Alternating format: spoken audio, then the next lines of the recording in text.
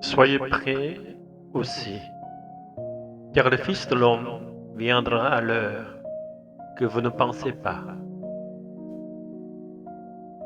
Le contraposé de la vie, c'est la mort. Cependant, en certains moments, nos vies doivent faire face à la mort. Le contraposé de la joie, c'est la tristesse et la dépression. De même, ces dernières finissent inévitablement par pénétrer notre joie. Le chemin pour surmonter la mort, la tristesse et la dépression est de regarder Dieu au-delà de tout cela. Il faut savoir que ce n'est pas la fin, mais un nouveau commencement. Et que la vie éternelle, la joie éternelle nous attend.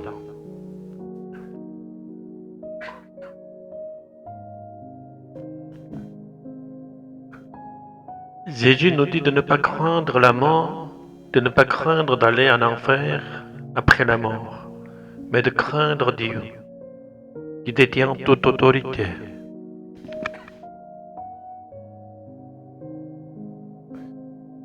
Ici, Jésus renouvelle l'enseignement de l'Ancien Testament, selon lequel craindre Dieu est le fondement de toute sagesse. Il nous rappelle que c'est Dieu qui gouverne la vie et la mort, la prospérité et la malchance.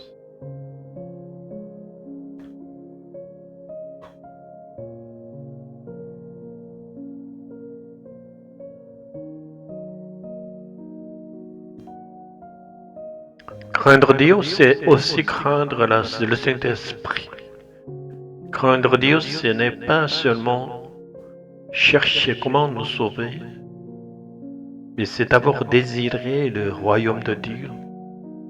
C'est avoir nos cœurs dirigés vers le royaume de Dieu. Ce royaume est éloigné, au-delà avec Jésus. Le chemin qui nous mène à l'arrivée de ce royaume, avec le retour de Jésus, est de marcher avec Dieu, qui est présent en nous par le Saint-Esprit. C'est cela que nous devons préparer.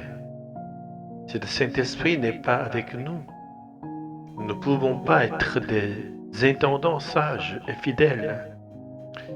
Nous ne pourrons pas hériter du royaume de Dieu.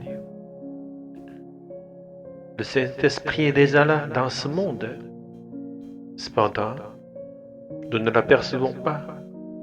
Souvent, ce n'est pas une prière de dire « Viens Saint-Esprit », mais plutôt une prière pour que nous puissions reconnaître l'Esprit qui est déjà présent parmi nous et jouir de sa grâce.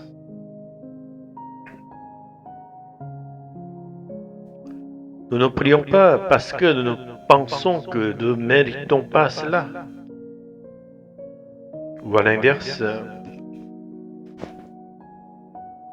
nous ne prions pas parce que nous pensons que nous avons atteint la sainteté par nous-mêmes et que nous n'aspirons pas à la présence du Saint-Esprit.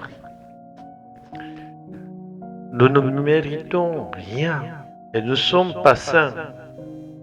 Mais c'est uniquement par la grâce de Jésus que nous pouvons recevoir l'amour du Saint-Esprit, que nous pouvons prier le Saint-Esprit, et que l'amour du Saint-Esprit est absolument nécessaire pour attendre le royaume de Jésus. Saint-Esprit, nous prions pour que nous ne méditons pas sur la mort, et que nous soyons ceux qui méditons sur la vie éternelle.